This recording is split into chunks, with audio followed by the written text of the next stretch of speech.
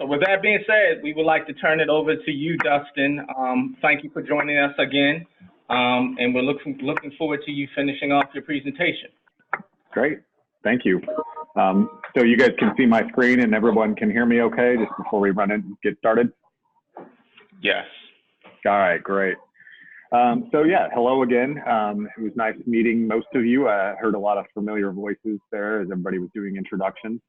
I did want to kind of keep this conversation going. At the first meeting there, we had talked about the differences between enabling technology, assistive technology, and remote support, and kind of highlighted a few of the kind of the leading techs that we're seeing around the country being utilized to support people with disabilities. And as you guys look forward towards this tech-first approach that you're starting to implement there were a few kind of historical lessons that I wanted to run through, and then also kind of some highlights on what I've seen other states do in this tech-first approach, and then maybe a glimpse of what a possible future for our industry and for the people that we're serving. So I wanted to start very quickly by just hitting the highlights of the history of remote support. As some of you probably know, I actually was a remote support provider at Rest Assured for many years.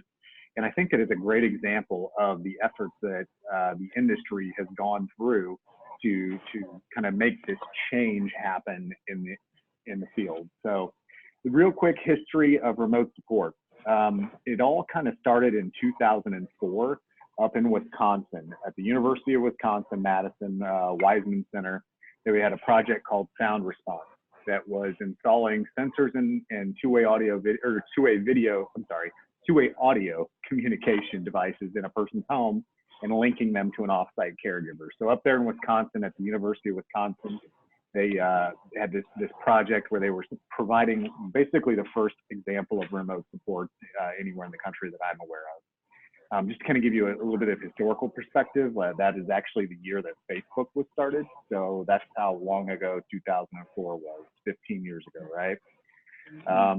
Moving on to 2006 and 7, you saw that project at the University of Wisconsin actually turned into a national remote support provider called Night Owl. They're based up in Wisconsin. I'm sure that they will be an entity that you guys will be engaging at some point along this journey. Simply Home, Jason, I hope I'm getting the dates right here, was also founded in 2006, maybe 2005. Another national player, and you're going to get to hear from Jason here in just a minute. Rest Assured, the company that I was working for, was also founded in that year. So we're starting to see more remote support providers or vendors enter the market. In 2006 and 7, we were actually still kind of, this service was so new. We were the vendors in the space and very early adopters were trying to figure out, exactly what is this service? How does it work? There was no benchmark, so we had to kind of create this new service model and a new method of providing support. So we were really in this phase trying to figure things out still. The reaction at this point was kind of what you see over here on the right-hand side of the screen a lot of the time. Cameras, no way, get out of here. That was the type of response that we were hearing a lot. You can see on the bottom right-hand side here, a map kind of showing where there was actually waiver funding in the United States for remote support services. Indiana was the first. That was in 2007. And just to kind of give you a little historical perspective on time, that was the year that the iPhone was first introduced in the marketplace. And I was trying to find a picture of an iPhone, and I found this on eBay, where you can actually buy the first generation of an iPhone for $5,200 right now if anybody wants it. So, that's absurd. Yeah, right. I don't know why you would. But 2008 and 9, we start to see this service kind of expanding. There's a new company called Syngistics that enters the market up in Minnesota. There was a lot of education that was happening at this point, where across the country. But really kind of focused there in the Midwest, in Indiana, in Ohio, in Missouri, and those kind of Minnesota. There was a lot of education that was happening, and it was mostly these vendors that were driving this education because they were the ones that had kind of pioneered this new type of service. In 2009, I'm just going to mention Ohio here briefly. In 2009, we at Rest Assured actually went and approached the state of Ohio and said, hey, look what Indiana's doing with their waiver program in Indiana. We think that Ohio should look at this and possibly include remote supports in your waiver program. So that was in 2009. Also, 2009 was the first year that kind of the Internet of Things became a thing, where there were actually more devices connected to the internet than people were. So 2000, the reason I mentioned Ohio here is because I wanted to kind of give you a snapshot of what it looks like in a specific state as they move towards tech first. It took Ohio 2 years, from 2009 to 2011, to actually secure funding for remote supports in their waiver program. So it took the state of Ohio that much time to get stakeholder buy-in, to really think through how to incorporate this service into their waiver system, to build good regulations, to build a funding model that works, and all of those kinds of things. And you can kind of start to see what's happening on the map down here in the bottom right-hand side. Indiana, Ohio, and Kansas were actually funding remote support in 2011. Another thing that happened in that era was we saw the first kind of traditional IDD service provider, a company called Winreef that was doing residential services and day services, actually see the efficacy of remote support and created their own remote support system. So they were actually the first provider agency, maybe other than Simply Home, that created their own remote support system. Another kind of interesting fact here is that was the first year that GPS was actually included in kind of cell phones. 2004 to 15, you start to see more companies, remote support vendors entering the market. You can kind of see what's happening over here on the left-hand side of the map. Funding is increasing across the United States. These states were talking to each other. We're sharing best practices. They had broken down the barriers at CMS level to getting these services approved through waiver programs. So it's starting to expand availability from a vendor perspective, as well as a funding and regulatory perspective. That was also the year that the Echo was first introduced to the market. 2016 was really the tipping point in my mind, where we start to see the map really starting to light up here, right? Remote supports had started to move from 2004 to 2016. Over those 12 years, it reached some critical mass where there was enough people doing this that it started to become a part of conversation on a regular basis. We see a lot more vendors entering the market. You had another company in Ohio pop up. You have Creatability in Indiana, new company out of California, Home Smart Assistant out of Texas and Florida. We see another provider in Ohio. In Minnesota, their trade association for provider agencies is called ARM, A-R-R-M. They actually created a technology resource center. So if you guys have not seen that, that is a great resource.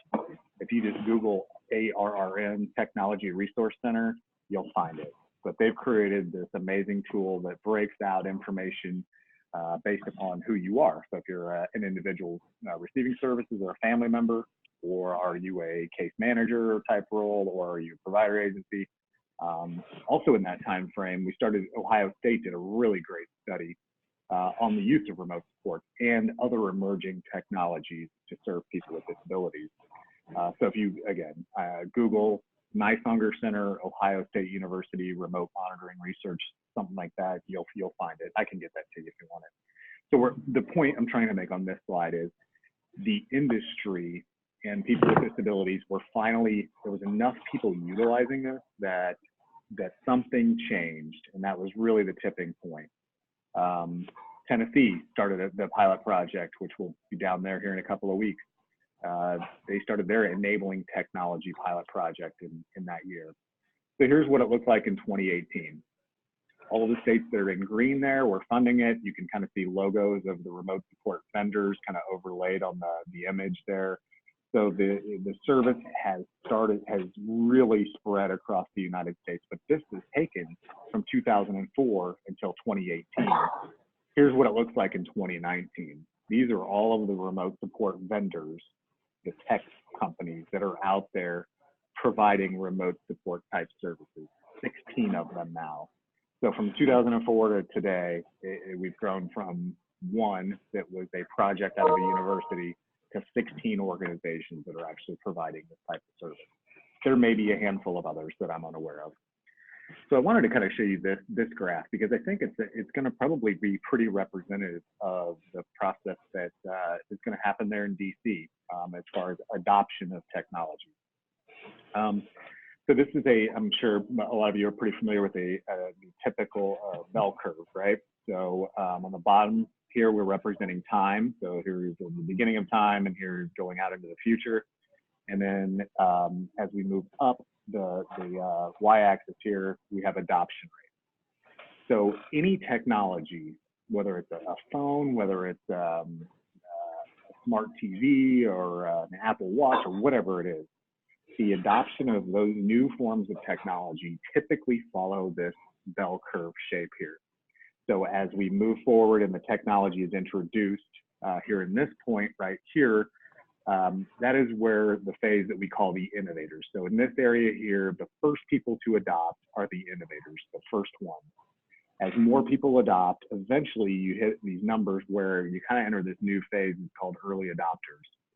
And then what you see is the vast majority of people actually adopt and start to use the technology in this area here, which is the early and late majority phase. And then the last people to adopt the technology are the laggards. So this graph here represents all of the people that will adopt the technology and at what point that they would be doing it. So what I've done is I've actually overlain the red lines that you see here. I'm going to use Ohio as an example because their numbers work really well. Is in 2009, here was when the green line here is when Ohio first learned about remote support. It took from 2009 until 2011 to get that funding available and the regulations set up. In 2011, there were 0 people using this service. In 13, there were 53. And then in 14, there were 95. In 2016, there were 164. And then you can kind of see how it's ramped up. So today, 2019, in Ohio, there are 500 plus people using this service. And I just heard recently that there are 10 people every single week choosing to use remote support instead of those more traditional forms of service. So the reason that I show you this is that, again, the black line represents the adoption pattern of any form of technology. And you can see exactly here that using Ohio as an example, that the adoption of remote support is actually following this exact curve as well. And I would imagine that that would be the experience that you guys will see there in DC as you start to look at any of these techs. And then the other thing that you have to look at is not just adoption numbers, but perception of the services or in any form of technology, not just remote support. When people first start, they're going to kind of look at you and say, you want to do what? And that's going to kind of be the perception immediately because it's new, it's different, it's foreign, it's change. And change isn't easy for anyone. Then you're going to start to see, well, maybe if let's talk about this a little more, let's kick the tires type of thing. And then what you'll end up seeing is this was actually a quote from a research study done by the Nysanger University in Ohio, at Ohio State University. One of the individuals that was using remote support, her exact quote was, "It's like having my own personal bodyguard." So that perception change is also something that you're going to see and experience. So that's kind of the history of remote support. I felt like that was an important thing just because that will be your journey on this tech first thing will be similar to that. It will start slow. It will feel change. It will feel painful at times. It's going to be a little foreign and maybe even a little scary at times. But if you do it the right way, and you're very thoughtful about this, I can tell already, that eventually that will become kind of more commonplace in a thing. So I kind of wanted to give you just a quick snapshot on where states are at today. Looking at Ohio, we just looked at that. One of the things that they did, we looked at the adoption rates. One of the things that we were kind of just chatting about before we actually started the presentation was that remote support, the service definition in Ohio is pretty narrow and only allowed for remote support and not other forms of enabling technology. Ohio realized that, and they did add assistive technology to their waiver, but it wasn't until 2018 or 2019. But now there are more options in Ohio. They've done a couple of tech summits. Their DD division has held a couple of tech summits to help educate and disseminate information. they actually infused some grants into the local system. They gave, I think it was $500,000 that was divided amongst 18 counties in Ohio to create local tech champions around the state to help disseminate the information and create local tech champs that can be a resource for the local community, as opposed to having all that knowledge at the state level. Minnesota, we talked about this a little bit. They have this great tool, again, the ARM Technology Resource Center, where they have a variety of different resources there, assessment tools, videos, testimonials. They have a mentor network that they've established. So kind of tech experts from around the country that the case managers, families, and self-advocates in the provider community can go to get their questions answered and really talk to people. So I really recommend going and checking that out. Donald was mentioning that many states have included formal legislation to make them a tech-first state. Maine was one of the first, with Colorado.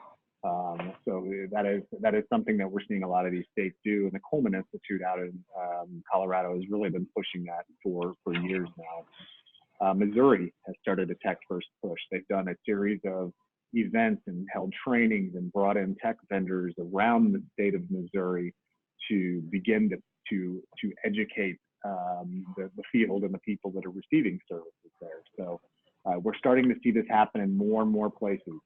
Indiana, you'll look at this one, it's kind of blank slide. They were the first in the country to include remote supports in the waiver, and it ended at that. They did no education ongoing. They did very little to promote the service or educate the community. And they've kind of become a laggard they were the first to include remote support, but they don't even have an AT service definition. People cannot take advantage of multiple different forms of technology in Indiana based on current regulation. They're aware of that. They're looking in the middle of a waiver redesign that's going to be effective 2020, 2021. And they're now looking to try to make tech a bigger piece of it. Kentucky, they included remote supports or technology-enabled services in their waiver program, but did not engage experts and did it in such a way that they created this regulatory and financial disincentive for the use of technology. So if somebody were to use technology, it would negatively affect their waiver allocation, or the provider agency that would be doing that would be losing money. So they did this in a really bad way. I hope nobody from Kentucky's in the audience today. Just an example, though, that you have to spend the time up front, which you guys are doing, to really dive into the rules, the regs, the rate structure, and some communication has to happen also. Tennessee's done a great job. They've been very thoughtful in their approach. Jason and Simply Home has been a big part of this. They've created some model homes where they schedule tours for people to come in and see some of this stuff in action. They do video there in the homes and making some great videos. They've got an app review thing that they've pulled together. They're actually holding their 3rd technology summit next week. They've also developed an advisory council and a kind of a vendor directory. And they've been very thoughtful. Some money was actually thrown at this also to kind of help pay for all these activities. So been very thoughtful and strategic in their approach, which is a great thing. I've got you guys included here, Washington, D.C. You guys are starting the move, right? Iowa, they are looking at this pretty hard. The trade association out there wants to do a conference. They're starting to push it. I'm in contact with Connecticut, and I'm in contact with Pennsylvania. They are pushing this pretty hard as well. Illinois just is probably going to be issuing a couple $100,000 in grants to get tech moving in their state finally. Kansas, the company that I work for, Disability Cocoon, has started a year-long pilot project there to educate the local provider community on the benefits of tech and how to do it and actually get some tech in their hands. So it's happening across the country. People are starting to see that tech is going to be such a great thing for the industry and for the people that we're serving. So what is it going to take? And some things that I think that you guys need to think about as you go through this tech first journey. The first is this is going to be changed, right? And change, like we said, is tough. There's going to need to be some cultural change that happens. One of those For anybody in the room there that feels like you may not be tech savvy, and then how do you figure all this tech stuff out? Don't worry about that. As we were talking about before we started this, don't think tech, think about the person's needs and focus on what desired outcome you're driving towards. And if you do that, the tech will fall into place. You'll have to spend some time. You'll have to learn about the tech, obviously, because it is tech. But don't get the shiny object syndrome where, hey, look at this cool device. We want to use this. Where can we use that? Now, think about the person's needs and focus on what they're trying to accomplish in their life, and then find the solution that best matches that. I would really recommend that you follow the model that Tennessee and Ohio have done and create some tech champs, figure out a way to either within DDS or within the provider community, advocacy community, create some local tech champs that can get out there and help move this along. You'll have to have a PR and communication strategy behind all of this. If you make any regulation changes or funding changes, you're going to have some training and resources created and a strategy behind how you communicate that, along with how you're going to share success stories, because people will change when they see somebody within their bubble of influence changing before them. Nobody wants to be the first. So sharing those success stories there local in the communities is good. Policy, you have to create win-win-win environments with policy and fun with policy. A win for the individual first, to give them tools to do what they want to do with their life. A win for the service delivery system, provider agencies, service coordinators, etc. And a win for the state. A win meaning that everybody benefits through the use of technology. If you don't create a win for all of those categories, you're going to have one of those groups there's some roadblock. Kentucky, that's exactly what they did. They did not create the win-win-win. Open service definitions. Don't be too prescriptive. Keep those definitions open and give the teams flexibility to find the solutions that are going to work for them. Make sure that you consider connectivity, broadband, cellular connections, those kinds of things, and other infrastructure that is going to be needed to support the actual technology. Make sure that you figure out a way to include this as a part of every team meeting. There has to be a checks and balances there, and it needs to be woven into that team process, and you're going to need some good assessment tools. Go look at the ARM Tech Resource Center here for assessment tools. They've got some great ones. Funding, we don't need to spend a whole lot of time on this. Here are some areas where you can, where I've seen tech being funded. The big one is waivers, and that's kind of back to that policy thing. Voc Rehab has some funding. Your local ATX program should have some funding available as well, or lending libraries and things of that nature that you can utilize. Get connected with your local ATX program. There are grants out there that provider agencies can go after to help pay for the implementation of some of this stuff.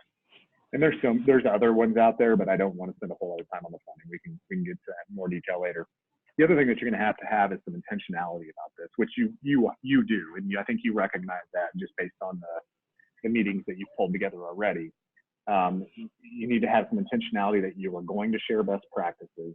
I think that we need to see more research done to show, really prove the efficacy of this stuff, because Jason and I and other tech companies can sit here and talk about all the great benefits, but it feels like a sales pitch from some of the vendors, right? They're not lying, and they're telling the truth, but it feels like a sales pitch. We need real validated data and more research so that we can refine regs and rates and really get the data that we need to make the system better. And I already see an error on my slides here. Grant should not be there. On everyone, and it needs to be on everyone's agenda. Tech needs to be a normal part of the conversations wherever they're happening, in the team settings, in an organization, in your planning, strategic planning meetings, and as well as at a state level. We have to be innovative. We always have to be in kind of discovery mode, looking for new things and being open to those new things. And somebody has to go first, unfortunately. So that's kind of the innovative, whoever the innovators are out there, the first companies, teams, individuals to adopt it, is something that we're gonna have to do. And we need to do a better job of honestly making our industry and the needs of our industry and the needs of the people that we're serving and supporting known to big tech, so that when they're creating solutions for commercially available solutions for everyone, that they bake in these fundamentals of universal design so that there are fewer barriers for the use of those commercially available items. So I'm going to hit real quickly. The last kind of big point here is the future. Some of the things that I see kind of coming down the pipeline.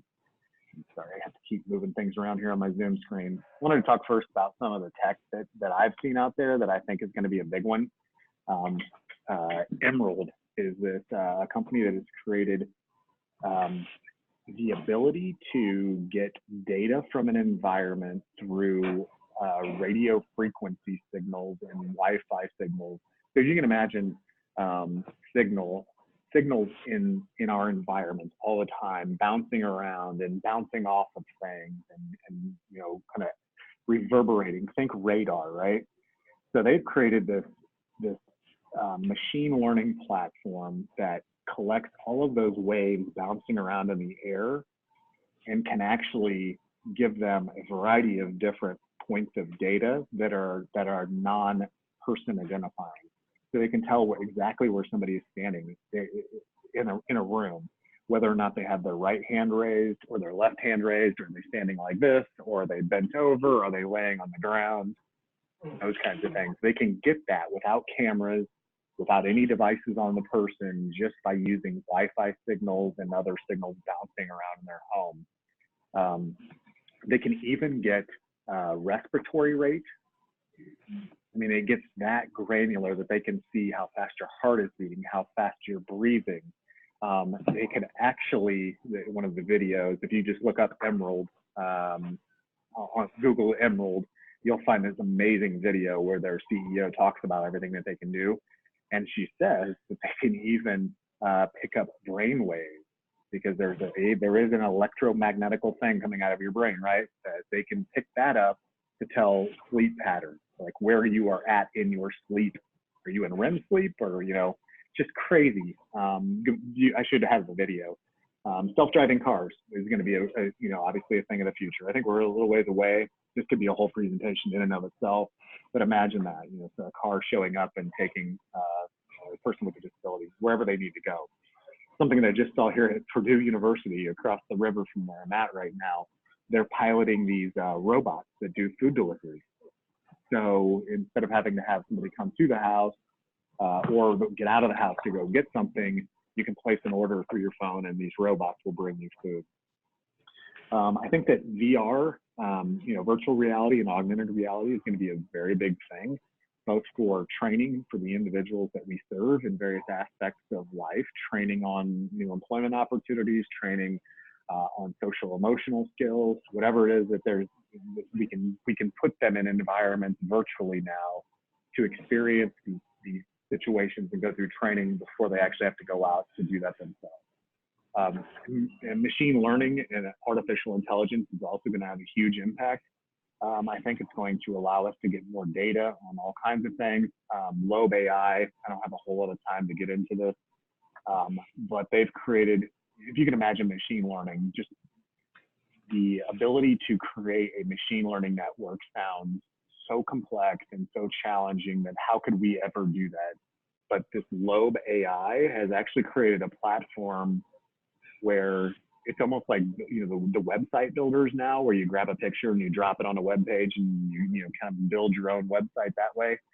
They've done that for machine like algorithms, and building artificial intelligence into systems. So, I mean, the tech is just going in directions that are going to just fundamentally change how we do things and create so many new opportunities. It's just amazing. I also think you're going to see tech become more ubiquitous, more commonplace throughout the industry. You're probably going to see some accreditation programs happening where there is, you know, provider agencies that are out there. Do they hold a tech accreditation, which would, you know, make them kind of a leading provider, or, you know, a DSP? Do they hold a tech accreditation, or professional? Those kinds of things. I think you're going to see trade associations popping up that represent all of these tech companies that are providing services in our industry. Whether that's going to be a new association that pops up, maybe like a Disability Cocoon, or is it going to be done by a more established association like maybe the ARC would do this, or Anchor that represents traded provider associations, or SAGE, or any of those kinds of organizations. I think that you'll see in the future, I think you will also see that most of the service providers will be doing their own form of technology service. They will go out and find something off the shelf or go create their own, but they will have created new service models that are tech service models that will be delivered alongside the more traditional service models that they're providing right now. And providers that don't do that will be kind of looked at as a little old. We're probably a little down the road from that, but and then the last one is that I think that big tech out there is going to finally, realize that by making their products, including design, principles of universal design, is going to benefit everybody, not just people with disabilities, but will also benefit all of us throughout the country. So this is how I think tech will become a little bit more ubiquitous or commonplace in our industry. To do this, I think we really have to make all of this completely simple.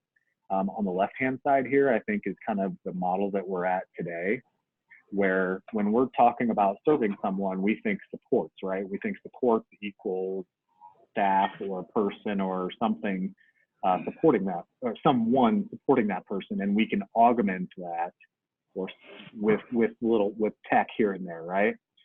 I think that a tech-first mindset is flipping that and thinking tech is the way that gives that individual the most independence. Let's think tech first, and then how can we use that tech to make sure that the person gets the support from the local in-person, people that they need, and the tech makes is the first go-to, with supports and supplementing the use of tech when supports are needed, because this is always going to be needed. Supports are always going to be needed. But I think to have a true tech first mindset, you have to kind of switch our perception on how we do this. So I'm going to pause. There are a few other points that I wanted to kind of get through, but I'm going to stop talking. I want to make sure that I leave enough time for Jason to talk, because Jason's got some really great information, and I'll pause and see if anybody has any questions. Any questions before I jump in and take over and ask like 20 questions? Do they have any grants that they're referring to anyone that would like it, that would like to have their apartment or home done? Like, did they receive grants that they're giving out, that they're allowing for to improve someone's home? So the question was, Dustin, have you seen where states have given out grants directly to individuals or to provide companies, to providers? Yeah. To implement or start piloting, maybe? Yes. Implementing tech? Yes, I have. Ohio did that. They did not give it directly to providers. They gave it to the local government entities that then distributed those funds to providers to be able to do some of this stuff. And I'm sure it's happening in other places. I've actually been looking at this pretty heavily here lately for funding for some things, projects at Disability Cocoon. There are tools out there that you can just go search and just search disability technology grants, and there are many of them out there, especially if you're a nonprofit. Hey, this is Jason Ray. I just wanted to add that that's essentially what Tennessee did with their program as well, even though it wasn't technically a grant, but it was funds allocated specifically to this program from the state legislature that was then allocated directly to individual service providers who had to apply to participate in the program and, go through a very thorough and thoughtful process to engage them and start to utilize technology. So while it wasn't technically a grant, it was very close in terms of the methodology and how it was done. One question I have is in regards to, for example, we can do what we need to do as far as changing the waiver to make sure the language is flexible for people to access the tech. But can you kind of just talk about key best practices as far as utilization. What is really encouraging people to utilize tech, and I guess also before utilize, discover it and get hands-on exposure with the tech before making a decision? Yeah, so kind of back to the whole grant thing, you know, if you remove the financial barriers to the first adopters, that's a good thing, because then that's just one barrier that you've knocked down to utilization.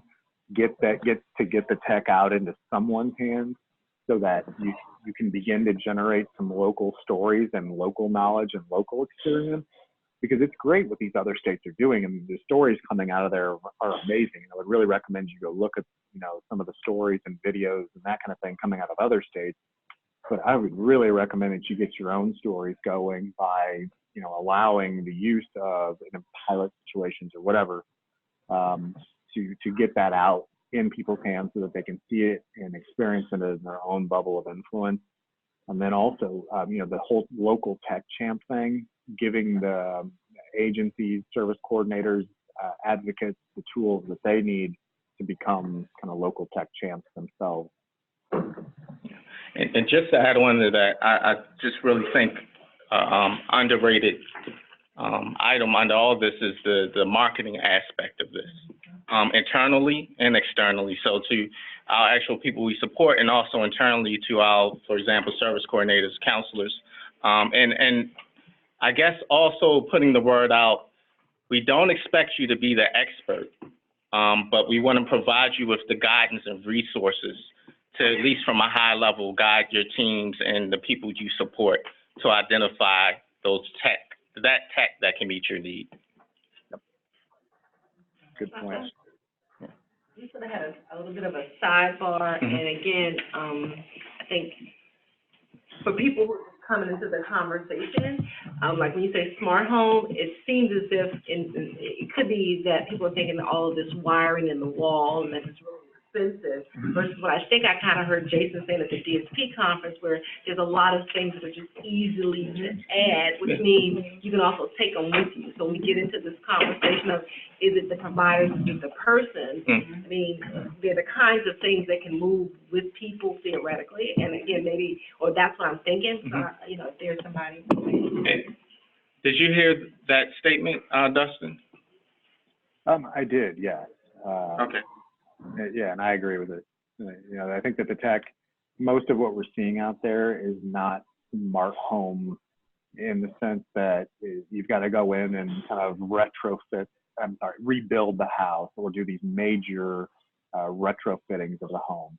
Most of the tech that's out there is designed to be placed into a home that is already built, furnished, and you buy it. And there's a little bit of install work with some of it, but most of it is not too intense in that area. And Jason probably has a lot of ideas on that.